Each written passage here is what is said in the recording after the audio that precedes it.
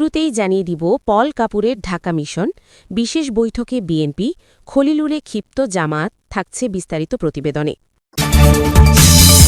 জানিয়ে দিব আরও এক বছর সরকারি সুবিধা পাওয়ার উদ্দেশ্যে ইউনূসের, থাকছে বিস্তারিত প্রতিবেদনে।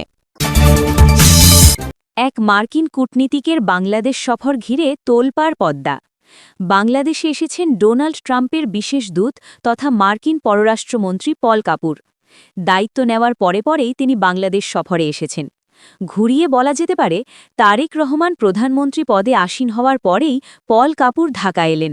প্রশ্ন উঠছে, এটা কি নিছক শুভেচ্ছা সফর, নাকি ট্রাম্পের তরফে বিশেষ বার্তা নিয়ে তিনি ঢাকায় এসেছেন? প্রশ্ন ওঠার কারণ, পূর্বতন সরকার বিদায় নেওয়ার মাত্র কয়েকদিন আগে আমেরিকার সঙ্গে বাণিজ্য চুক্তি করে। তদারকি সরকারের তরফে বলা হয়েছিল, এই চুক্তির প্রাথমিক এবং প্রধান শর্ত হল গোপনীয়তা, অথচ আমেরিকা সেই চুক্তি প্রকাশ করে দিয়েছে। দেখা যাচ্ছে এই চুক্তি আসলে তারেকের গলার কাঁটা। মনে করিয়ে দেওয়া যেতে পারে, প্রধানমন্ত্রী পদে আসীন হওয়ার পর ডোনাল্ড ট্রাম্প তারেক রহমানকে একটি শুভেচ্ছা বার্তা পাঠিয়েছিলেন। সেখানে তিনি বিশেষ কিছু বলেছেন, যা থেকে স্পষ্ট যে তারেককে ট্রাম্প যেটা পাঠিয়েছেন সেটা শুভেচ্ছা বার্তার আড়ালে হুকুমনামা। ইউনূসের আমলে হওয়া চুক্তি যাতে বিএনপি সরকার কার্যকর করে, সেটা নিশ্চিত করতেই ট্রাম্প তারেককে ওই চিঠি পাঠিয়েছেন। রহমানের এই পররাষ্ট্রমন্ত্রী বলেছেন, যুক্তরাষ্ট্রের সঙ্গে বাণিজ্য চুক্তির বিষয়ে জামায়াত এবং বিএনপির সঙ্গে আলোচনা করা হয়েছিল। তারা সম্মতিও দিয়েছিল। চুক্তির আগে যুক্তরাষ্ট্রের সঙ্গে দর কষাকষিতে বাংলাদেশের তরফে প্রধান ভূমিকায় থাকা খলিলুর রহমান বলছেন, এই ডিলটা কিন্তু ঠিক ৩ দিন আগে শেষ হয়েছে তা নয়। পররাষ্ট্র উপদেষ্টা বলেন, এই রেসিপ্রোকাল ট্যারিফ আরোপ করা হয় সম্ভবত এপ্রিল মাসে, এবং তারপর থেকে এই আলোচনা শুরু হয়। এপ্রিল থেকে জুলাই টানা আলোচনা চলেছে, শুধু আমাদের না, আরও অনেক দেশের সঙ্গে। সেই আলোচনার পরে কিন্তু আমরা ২০% পেয়েছিলাম। আপনাদের হয়তো খেয়াল আছে, সেই সময় মোটামুটিভাবে এগ্রিমেন্টটা হয়ে গেছিল। তিনি বলেন, একটা হচ্ছে আমরা তাদেরকে বলেছিলাম যে আমেরিকান কটন দিয়ে তৈরি বা আমেরিকান ম্যানমেড ফাইবার দিয়ে তৈরি যে পোশাক আমরা তাদের কাছে পাঠাবো, সেইখানে আমরা 0 রেসিপ্রোকাল ট্যারিফ চাই। সেইটা করতে তাদের সময় লেগেছে, এটা কিন্তু আমাদের স্বার্থে। আর দ্বিতীয় হচ্ছে রুলস অফ অরিজিন, তাতেও তারা সময় নিয়েছেন। এগ্রিমেন্ট আমরা করে রেখেছিলাম জুলাইয়ের ৩১ তারিখে, এবং ১ তারিখে আমরা ২০% পেয়েছিলাম। সুতরাং এটা যে চট করে নির্বাচনের ৩ দিন আগে করা হয়েছে, সেটা ঠিক নয়। যুক্তরাষ্ট্রের প্রেসিডেন্ট ডোনাল্ড ট্রাম্প দ্বিতীয় মেয়াদে ক্ষমতায় বসার পর ২০২৫ সালের ২ এপ্রিল শতাধিক দেশের ওপর চড়া হারে শুল্ক আরোপের ঘোষণা দেন। বাংলাদেশের ওপর বাড়তি ৩৭% শুল্কের ঘোষণা আসে। খলিলুরের এই মন্তব্যে বেজায় চটেছে জামায়াত। ত্রয়োদশ জাতীয় সংসদ নির্বাচন সুষ্ঠু হয়নি দাবি করে সাবেক অন্তর্বর্তী সরকারের ২ উপদেষ্টাকে বাংলার নতুন মির্জাফর আখ্যা দিয়েছে বাংলাদেশ জামায়াতে ইসলামী।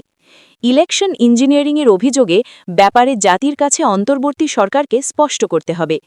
বর্তমান পররাষ্ট্রমন্ত্রী খলিলুর রহমান ছিলেন লন্ডন ষড়যন্ত্রের মূল হোতা।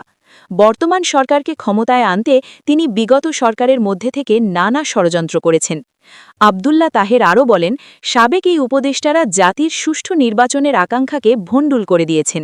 তারা বাংলার নতুন মির্জাফর। ইলেকশন ইঞ্জিনিয়ারিংয়ে অভিযুক্ত সাবেক ২ উপদেষ্টাকে আইনের মাধ্যমে জিজ্ঞাসাবাদ করতে হবে। অন্তর্বর্তীকালীন সরকারের বিদায়ী প্রধান উপদেষ্টা ড মোহাম্মদ ইউনূসকে ১ বছরের জন্য অতি গুরুত্বপূর্ণ ব্যক্তি বা ভিআইপি হিসেবে ঘোষণা করেছে সরকার। গত ১০ ফেব্রুয়ারি এক সরকারি গেজেটে এই সিদ্ধান্ত জানানো হয়। বিশেষ নিরাপত্তা বাহিনী আইন ২০২১-এর ধারা ২ ক অনুযায়ী তাকে এই বিশেষ রাষ্ট্রীয় সম্মান ও সুরক্ষা প্রদান করা হয়েছে।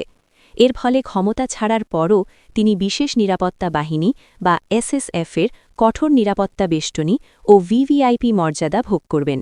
অবশ্য দায়িত্ব পরবর্তী সময়ে প্রধান উপদেষ্টাকে এই মর্যাদা দেওয়ার বিষয়টি বাংলাদেশে নতুন নয়, তবে এবারের সময়সীমা আগের চেয়ে কয়েক গুণ বাড়ানো হয়েছে। এর আগে ২০০৬ সালের ২৯ অক্টোবর এক গেজেটের মাধ্যমে তৎকালীন বিদায়ী প্রধান উপদেষ্টাকে ৩ মাসের জন্য একই ধরনের মর্যাদা দেওয়া হয়েছিল। ইউনূসকে অতি গুরুত্বপূর্ণ ব্যক্তি ঘোষণার গেজেটটি বাংলাদেশ সরকারি মুদ্রণালয় বা বিজি প্রেসের ওয়েবসাইটে নেই, যদিও সরকার কর্তৃক প্রকাশিত সব গেজেট সেখানে থাকে। এ বিষয়ে বিজি প্রেসের উপপরিচালক মোহাম্মদ আবু ইউসুফ বলেন, অনেক সময় কোনো সংস্থা গেজেট করলে গেজেটের আদেশের কপি ওয়েবসাইটে না দেওয়ার নির্দেশনা দেয়, তখন আমরা সে অনুযায়ী কাজ করছি। এক্ষেত্রেও সরকারি নির্দেশনার কারণেই এটি ওয়েবসাইটে দেওয়া হয়নি।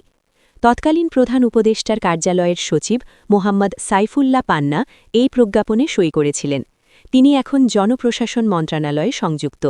প্রথম আলোকে তিনি এই প্রজ্ঞাপন জারির বিষয়টি নিশ্চিত করেছেন।